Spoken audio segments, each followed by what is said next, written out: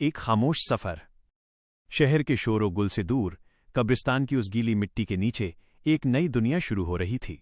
अरशद, जिसे अभी कुछ देर पहले उसके अपने ही हाथों से मिट्टी में दबाकर चले गए थे, अब वहां अकेला था। अंधेरे का आगाज जब आखिरी कदमों की आहट भी खामोश हो गई तो अरशद को महसूस हुआ कि तन्हाई किसे कहते हैं।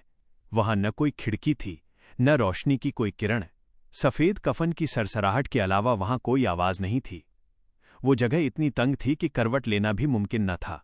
उसे याद आया कि कैसे वो दुनिया में आलीशान कमरों और नरम बिस्तरों के लिए परेशान रहता था, लेकिन आज उसकी पूरी कायनात बस 6 फीट की जमीन थी।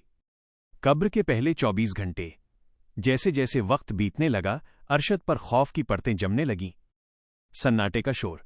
वहां सन्नाटा इतना गहरा था कि उसे अपने ही वजूद के खत्म होने का एहसास हो रहा था। उसे वे बातें याद आने लगीं जो उसने दुनिया की भीड़ में अनसुनी कर दी थीं। मिट्टी की पुकार। उसे महसूस हुआ कि मिट्टी उसके जिस्म पर अपना हक जता रही है। वही मिट्टी जिसे वो कभी अपने जूतों पर लगना भी पसंद नहीं करता था, आज उसके चेहरे का लिबास बनी हुई थी। हवा की बंदिश। वहां सांस लेने के लिए हवा नहीं थी, सिर्फ रूह की बेचैनी थी। उसे याद आया कि उसने कितनी शामें फालतू की बातों में गुजार दीं। काश एक पल के लिए उसे फिर से दुनिया में जाने का मौका मिलता, ताकि वो खुदा के सामने सजदा कर पाता। हिसाब का वक्त। अचानक उस घुप अंधेरे में एक अजीब सी हलचल हुई।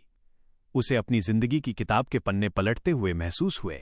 हर वो जुल्म जो उसने किया, हर वो झूठ जो उसने बोला और हर वो घड़ी जो उसने गफलत में गुजारी, सब एक एक करके उसके सामने आने लगे।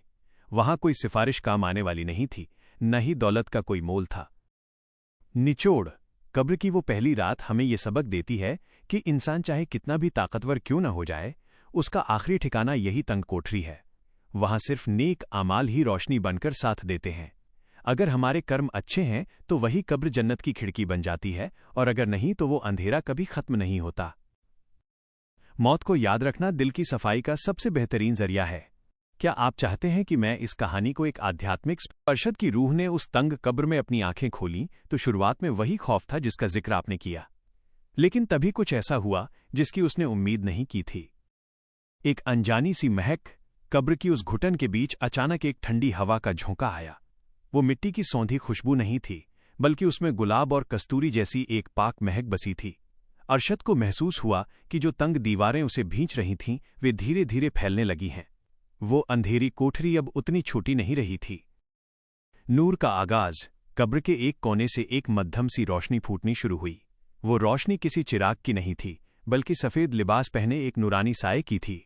अरशद ने घबराकर पूछा, तारांकन, तुम कौन हो? इस वीरान जगह में मेरा साथ देने कौन आया है? उस साये ने मुस्कुराकर जवाब दिया, घबराओ मत, मैं तुम्हारे वो नेक काम, गुड डीड्स हूं जो तुम दुनिया में छुपकर किया करते थे। मैं तुम्हारी वो नमाजें हूं जो तुमने नींद त्याग कर पढ़ी थीं। मैं वो सच हूं जो तुमने नुकसान सहकर भी बोला था। जन्नत की खिड़की। अचानक अरशद की दाईं ओर की दीवार एक आलीशान खिड़की में तब्दील हो गई। वहां से उसे दूर तक फैले हुए हरे भरे बागीचे, बहती हुई नहरें और एक ऐसा सुकून नजर आया जिसकी उसने दुनिया में कल्पना भी नहीं की थी। वहां न मौत का डर था, न कल की फिक्र। उसे महसूस हुआ कि दुनिया की वो 60-70 साल की मशक्कत बस एक छोटा सा इम्तिहान थी, और ये कब्र उस इम्तिहान का वेटिंग रूम, इंतजारगाह है, जहां अब उसे क़यामत तक सुकून की नींद सोना था। सबक। अरशद को समझ आ गया कि कब्र अंधेरी सिर्फ उनके लिए है जिनके दामन खाली हैं। जिनके पास ईमान और इंसानियत की दौलत है, उनके लिए यह कब्र तंग कोठरी नहीं, बल्कि जन्नत के बागों में से एक बाग है। खौफ और उम्मीद के बीच का ये सफ़र हमें याद दिलाता है कि आज हमारे पास वक्त है। क्या आप चाहेंगे कि मैं इस विषय पर कुछ ऐसी हम अक्सर सोचते हैं कि अभी तो बहुत उम्र पड़ी है, लेकिन मौत कभी तारीख देखकर नहीं आती। सीख। आज का काम कल पर न टालें।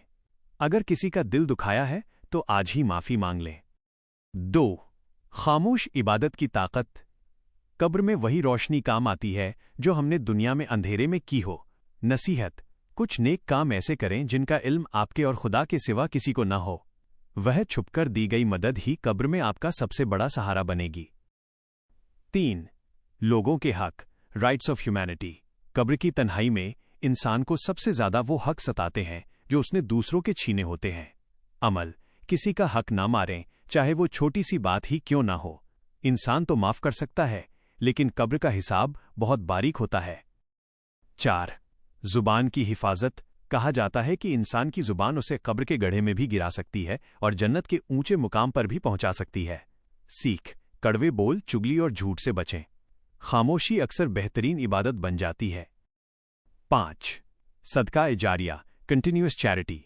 मरने के बाद जब हाथ पांव रुक जाते हैं तब सिर्फ वो नेकियां काम आती हैं जो आपके पीछे दुनिया में जारी रहती हैं। नसीहत, कोई ऐसा काम कर जाएं जिससे लोगों को फायदा हो, जैसे एक पेड़ लगाना, किसी गरीब बच्चे की तालीम का खर्च उठाना या अच्छी बात फैलाना। एक आखिरी बात, ग्रेटर देन कब्र का खौफ हमें डराने के लिए नहीं बल्कि हमें बेहतर इंसान बनाने के लिए है। जब हम अपनी मौत को याद रखते हैं तो हमारी जिंदगी अपने आप खूबसूरत और मर्यादित हो जाती है। क्या आप चाहेंगे कि मैं इस पूरी कहानी देने वाला मंजर और जिंदगी की ये हकीकत आपको पसंद आई हो? तो इस वीडियो को लाइक जरूर करें और दूसरों के साथ भी शेयर करें ताकि किसी और की जिंदगी में भी बदलाव आ सके।